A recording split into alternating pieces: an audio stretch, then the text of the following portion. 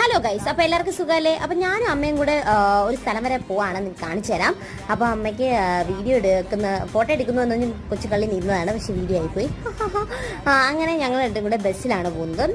ഞങ്ങൾ വെട്ടുകാട് പള്ളിയിലാണ് പോകുന്നത് ഗൈസ്. അപ്പൊ അന്ന് അവിടെ പെരുന്നാളായിരുന്നു. അന്ന് എനിക്ക് വീഡിയോ ഇടാൻ പറ്റില്ല. അപ്പോൾ ഈ വീഡിയോ എടുക്കുന്നത് എന്താണെന്നറിയോ, ഞങ്ങൾ ബസ്സിലിരിക്കുകയാണ്. അപ്പം ഞങ്ങൾ എയർപോർട്ടിൻ്റെ ആ ഒരു വഴിയാണ് പോയത്. അപ്പം ഞാൻ ജസ്റ്റ് ഒന്ന് വീഡിയോ എടുത്താണ്.